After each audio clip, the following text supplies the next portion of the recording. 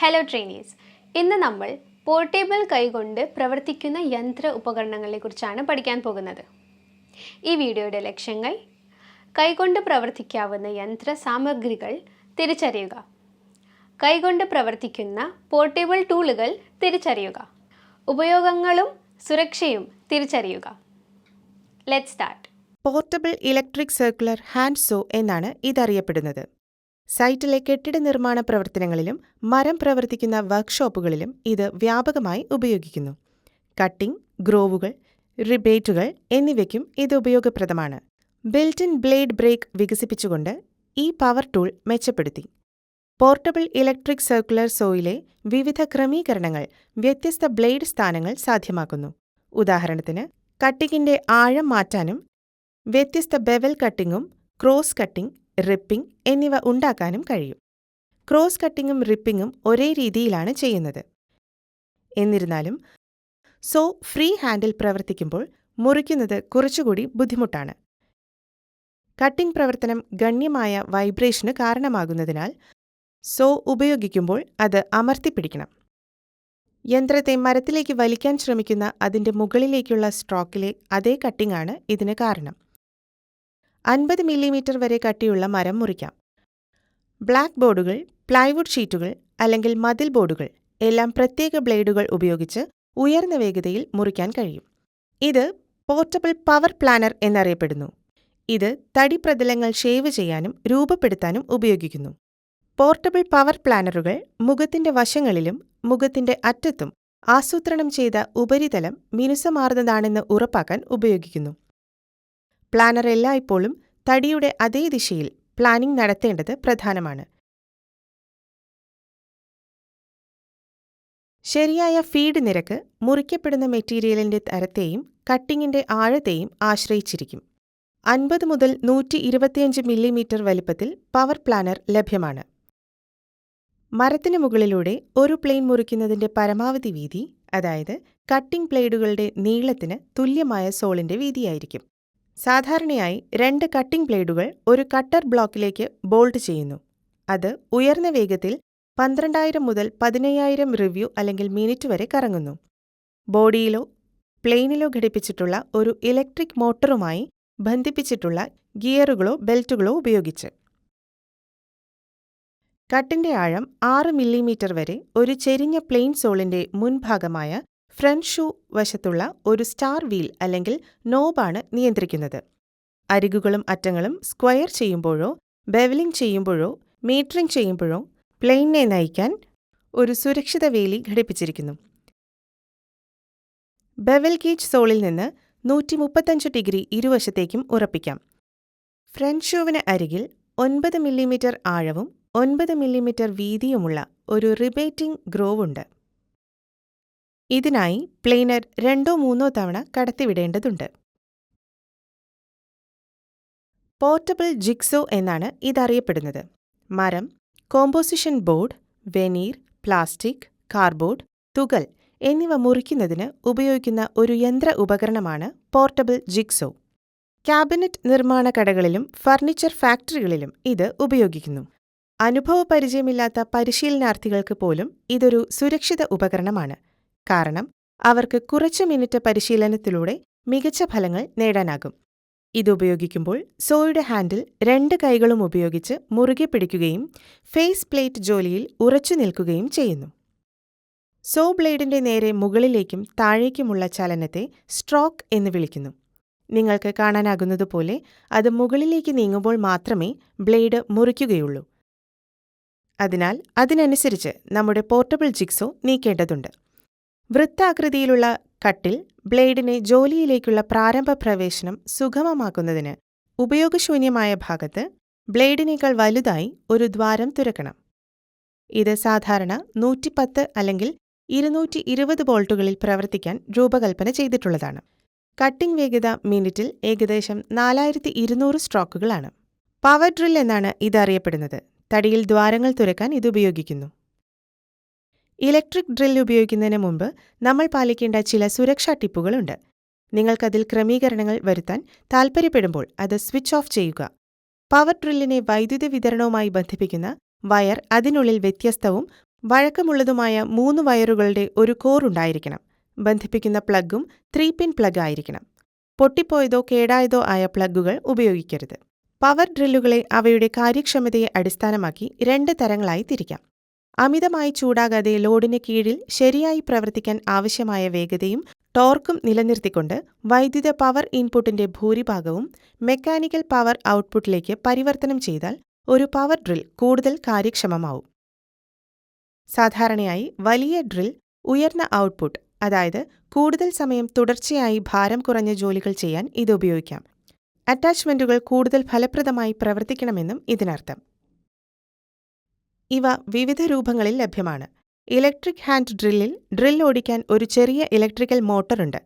സ്പിൻഡിലിന്റെ അവസാനം ഒരു ഡ്രിൽ ചക്ക് ഘടിപ്പിച്ചിരിക്കുന്നു. ലൈറ്റ് ഡ്യൂട്ടിക്ക് ഉപയോഗിക്കുന്ന ഇലക്ട്രിക് ഹാൻഡ് ഡ്രില്ലുകൾക്ക് സാധാരണയായി ഒരു വേഗത ഉണ്ടായിരിക്കും. ഈ ഡ്രില്ലിന് ഒരു അധിക സവിശേഷതയുണ്ട്. അതിലൂടെ ഗിയറുകളുടെ ഒരു സംവിധാനത്തിലൂടെ ഡ്രില്ലിന്റെ വേഗത വ്യത്യാസപ്പെടാം. വലിയ വ്യാസമുള്ള ദ്വാരങ്ങൾ തുരക്കാൻ ഇത് പ്രത്യേകിച്ചും ഉപയോഗപ്രദമാണ്. ഓർബിറ്റൽ സാൻഡർ എന്നാണ് ഇതറിയപ്പെടുന്നത്.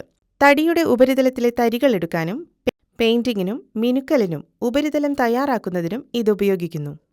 ആദ്യം ഇത് ഉപയോഗിക്കുന്നതിന് മുൻപ് നമ്മൾ പാലിക്കേണ്ട ചില സുരക്ഷാ നുറുങ്ങുകൾ നോക്കാം.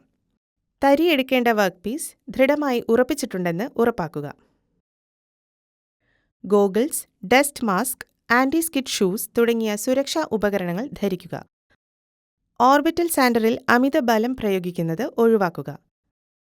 അതിന്റെ ഉപയോഗങ്ങൾ നോക്കാം. പരന്നതും വളഞ്ഞതുമായ പ്രതലങ്ങളിൽ തരിയെടുക്കുന്നതിന് ഇത് ഉപയോഗിക്കുന്നു. ആദ്യം ഇത് ഉപയോഗിക്കുന്നതിന് ഓർബിറ്റൽ സാൻഡറിന്റെ വഴക്കമുള്ള അടിത്തറയിലേക്ക് സാൻഡിംഗ് പേപ്പർ ശരിയാക്കേണ്ടതുണ്ട്. പിന്നീട് അത് ഓണാക്കി തിരശ്ചീനമായോ ലംബമായോ തരിയെടുക്കുന്നതിനായി വർക്ക് പീസിൽ സ്ഥാപിക്കുന്നു. ഇത് സാധാരണയായി ജോലി പൂർത്തിയാക്കാൻ മാത്രമാണ് ഉപയോഗിക്കുന്നത്. ബെൽറ്റ് സാൻഡർ എന്നാണ് ഇതറിയപ്പെടുന്നത്. ഇത് പരന്ന പ്രതലങ്ങളിൽ തരിയെടുക്കുന്നതിനും പെയിന്റിങ്ങിനും മിനുക്കലിനും വേണ്ടി ഉപരിതലം തയ്യാറാക്കുന്നതിനും ഉപയോഗിക്കുന്നു. മെഷിന്റെ ഓരോ അറ്റത്തുമുള്ള റോളറുകളിൽ ഘടിപ്പിച്ചിരിക്കുന്ന അബ്രസീവ് ബോണ്ടുകൾ കൊണ്ടാണ് ഇത് നിർമ്മിച്ചിരിക്കുന്നത്. അതിന്റെ ഉപയോഗങ്ങൾ നോക്കാം. തടി ഉപയോഗിച്ച് ഫ്രെയിം ചെയ്ത ജോയിന്റ് വർക്കുകളിലെ തരിയെടുക്കാനാണ് ഇത് ഉപയോഗിക്കുന്നത്. ജോയിന്റുകളിലെ സ്ക്രാച്ച് ഒഴിവാക്കാൻ ഇത് സഹായിക്കും. ഈ മെഷിന്റെ ഒരു പ്രധാന നേട്ടം ഇതിന് പൊടി ശേഖരിക്കുന്ന ബാഗുണ്ട് എന്നതാണ്. കൂടാതെ ഇത് ഈ മെഷിന്റെ പിൻഭാഗത്ത് ഘടിപ്പിച്ചിരിക്കുന്നു. പോർട്ടബിൾ ഇലക്ട്രിക് റൗട്ടർ മെഷീൻ എന്നാണ് ഇതറിയപ്പെടുന്നത്.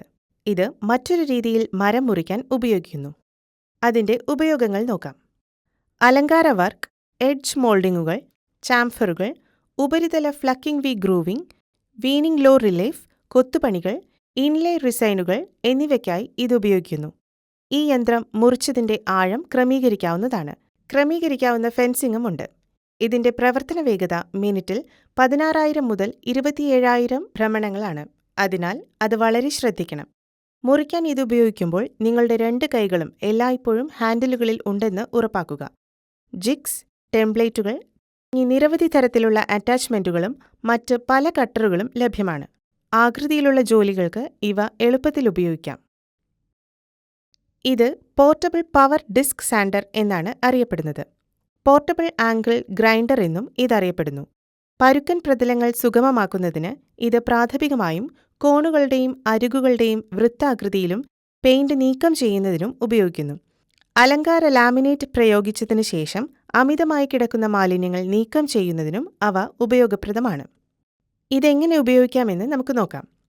ഇത് ഉപയോഗിക്കുമ്പോൾ ഡിസ്ക് ഒരു കോണിൽ പിടിക്കപ്പെടുന്നു. അങ്ങനെ ഉരച്ചിലിന്റെ ഒരു ഭാഗം മാത്രമേ ജോലിയുമായി സമ്പർക്കം പുലർത്തുകയുള്ളൂ. ഈ യന്ത്രം ഉപയോഗിക്കുമ്പോൾ തടിയുടെ ദിശയ്ക്ക് അനുസൃതമായി നമ്മൾ കൂടുതലോ കുറവോ പ്രവർത്തിക്കേണ്ടതുണ്ട്. ഡിസ്കിന്റെ അറ്റം ഗേജിന് വിധേയമായതിനാൽ നേരിയ മർദ്ദം മാത്രം പ്രയോഗിക്കാൻ ശ്രദ്ധിക്കണം. ഇക്കാരണത്താൽ പരന്ന പ്രതലങ്ങളിൽ തരി നിറയ്ക്കാൻ ഒരു ഡിസ്ക് സാൻഡർ അനുയോജ്യമല്ല. നല്ല ഉരച്ചിലുകൾ ഉള്ള ഡിസ്കുകൾ പോലും ക്രോസ് ഗ്രെയിൻ പോറലുകളുള്ള ഒരു അലകളുടെ ഉപരിതലം ഉണ്ടാക്കുന്നു. ഡിസ്ക് സാൻഡറുകൾ പ്രവർത്തിക്കുന്ന വേഗത ഡിസ്കിന്റെ വലിപ്പം, ഗ്രിറ്റിന്റെ ഗ്രേഡ്, ഉരച്ചിലിന്റെ അവസ്ഥ എന്നിവയെ ആശ്രയിച്ച് വ്യത്യാസപ്പെടുന്നു. ഉയർന്ന വേഗത മങ്ങിയതോ തേഞ്ഞതോ ആയ പേപ്പർ, ലോഡ് ചെയ്ത പേപ്പർ, അമിതമായ മർദ്ദം എന്നിവ തടിയെ പെട്ടെന്ന് കത്തിക്കും. പ്രത്യേകിച്ച് കട്ടി കുറഞ്ഞവ. Pneumatic hand ഡ്രില്ലാണ്. തടി പ്രതലങ്ങളിൽ ദ്വാരങ്ങൾ തുരക്കാൻ ഇത് ഉപയോഗിക്കുന്നു. വൈദ്യുതമായി പ്രവർത്തിക്കുന്ന ഡ്രില്ലുകൾ നിരോധിച്ചിരിക്കുന്നിടത്താണ് ഈ ഡ്രിൽ ഉപയോഗിക്കുന്നത്, അതായത് സ്ഫോടക വസ്തു ഫാക്ടറികൾ, പെട്രോളിയം റിഫൈനറികൾ മുതലായവ. കംപ്രസ് ചെയ്ത വായു ഉപയോഗിച്ചാണ് ഇത്തരത്തിലുള്ള ഡ്രിൽ പ്രവർത്തിക്കുന്നത്. ഒരു എയർ ഡ്രൈവ് മോട്ടോർ ഈ കേസിംഗിൽ സ്ഥാപിച്ചിരിക്കുന്നു. കൂടാതെ ഡ്രിൽ സൗകര്യപ്രദമായി പ്രവർത്തിക്കുന്നതിന് ഒരു എയർ പൈപ്പിനൊപ്പം ഒരു ഹാൻഡിൽ ഘടിപ്പിച്ചിരിക്കുന്നു. റീക്യാപ്പ്: നമ്മൾ പഠിച്ച ഒരു ഉപകരണം പോർട്ടബിൾ ഇലക്ട്രിക് വൃത്താകൃതിയിലുള്ള ഹാൻഡ് സോ. അത് മരം മുറിക്കാനും ഗ്രൂവിങ്ങിനും റിബേറ്റിങ്ങിനും ഉപയോഗിക്കുന്നു. പിന്നീട് നമ്മൾ കണ്ടത് പോർട്ടബിൾ പവർ പ്ലാനർ.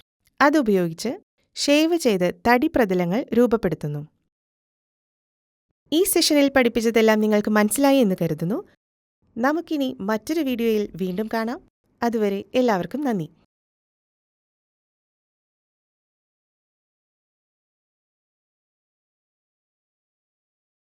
നമ്മൾ portable electric circular hand so എന്ന പേരിൽ അറിയപ്പെടുന്ന ഉപകരണം തടി മുറിക്കുന്നതിനും ഉരയ്ക്കുന്നതിനും റിബേറ്റ് ചെയ്യുന്നതിനും ഉപയോഗിക്കുന്നു. തടിയുടെ പുറം ഭാഗം മിനുക്കി ഷേപ്പാക്കാനും പോർട്ടബിൾ പവർ പ്ലാനർ എന്ന ഉപകരണം ഉപയോഗിക്കുന്നു. മരം, composition board, veneer, plastic, cardboard, leather എന്നിവ മുറിക്കുന്നതിന് പോർട്ടബിൾ ജിഗ് സോ എന്ന പേരുള്ള ഉപകരണം ഉപയോഗിക്കുന്നു. തടിയിൽ ദ്വാരങ്ങൾ ഇടാൻ പവർ ഡ്രില്ലർ ഉപയോഗിക്കുന്നു.